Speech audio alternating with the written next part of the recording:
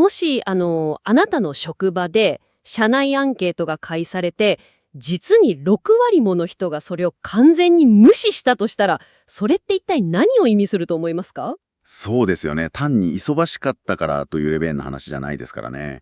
ええ。今回はですね、ある5000人規模の組織、仮に組織 X と呼びますが、その生データを開いて、数字の裏にある働く人の本音を深掘りしていきます。なぜなら、その沈黙は強力な警告のサインだからです。まさにその通りです。今回私たちは単なる数字の羅列を見るんじゃなくて、現場の人々が自分の職場に対して抱いている、フィルターのかかっていない生々しい現実を解読していくのがミッションです。はい。で、まず驚くのが、5000人のうち回答したのはたったの 38.7% だったんですよ。つまり 61% が絶対的な沈黙を選んだわけです。ものすごい数字ですよね。これってなんというか、どうせ投票しても国は変わらないからって諦めている、選挙の低い投票率と全く同じ構造ですよね。単なる怠慢ではないはずです。おっしゃる通りです。これは中立的な無関心とかではなくてですね、明確な敵意を伴う諦めなんですよ。組織心理学でいうところの学習性無力感というメカニズムですね。学習性無力感ですか？はい。単なるやる気の欠如ではなくて、一種の生物学的な条件付けなんです。従業員がこのプロセスはおかしいと声を上げても、経営陣がそれを何度も無視し続けるとですね、脳が文字通り行動はエネルギーの無駄遣いだと学習してしまうんです。ああ、なるほど。じゃあ彼らにとっては沈黙すること自体が一種の生存戦略になっているわけですね。そういうことです。匿名だと言われても信じないし、仮に信じてもどうせ何も直してくれないだろうという非常に痛烈なメッセージなんです。沈黙こそが文化の真の姿なんですよ。恐ろしいですね。沈黙こそが最大のデータポイントだということか。でもちょっと待ってください。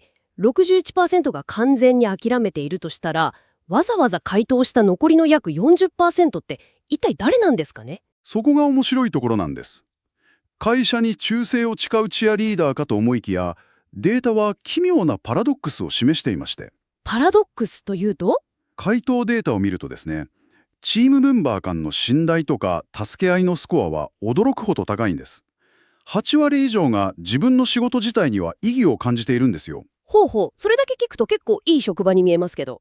ところが同時に7割以上が業務負担の不均衡に激怒していて、人事評価のシステムを全く信用していないんです。なるほど。まさに現場の仲間は最高だけど、戦場、つまりシステムは最悪だみたいな状態ですね。そうなんです。みんなで壊れた評価制度の愚痴を言い合って、ある種のトラウマで結びついているような状態と言えます。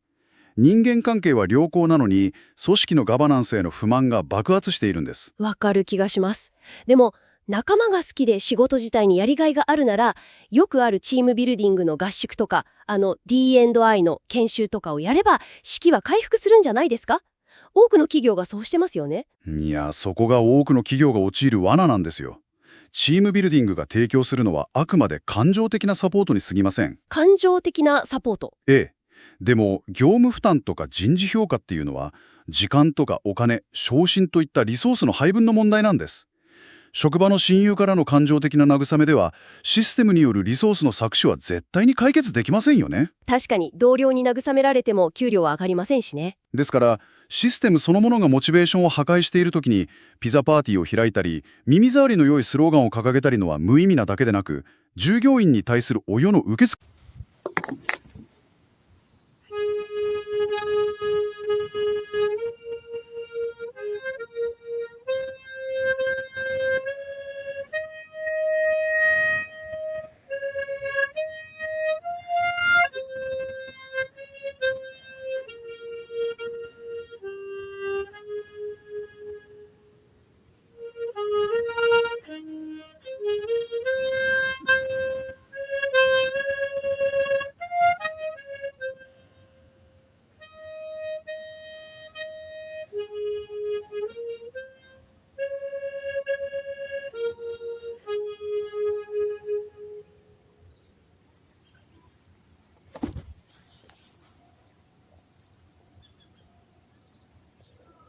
にすらなるんです。うわー、耳が痛いですね。感情のケアで構造のバグは直せないと。じゃあ、スローガンとか多様性セミナーが単なるやってる感のパフォーマンスなのだとしたら、組織 X で本当に状況を好転させるには何が必要なんでしょうか？それはもうゲームのルールそのものを書き換えるしかありません。真の文化変革には2つの解体が必要なんです。2つの解体。はい。1つ目は、誰が意思決定権を持つのかという権限構造。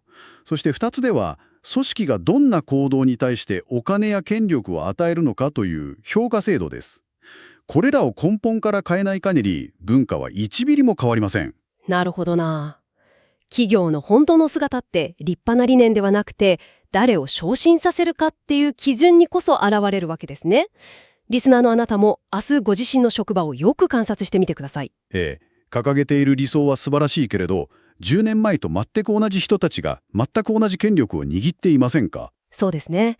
もしそうなら、それはあなた自身の組織 X かもしれませんよ。本当にそうですね。構造を見直す時期に来ているのかもしれません。はい。最後に一つ思考実験をしてみましょう。もし明日、あなたの職場の構造を変える権限をたった一つだけ渡されたら、あなたはどの権限を書き換えますか？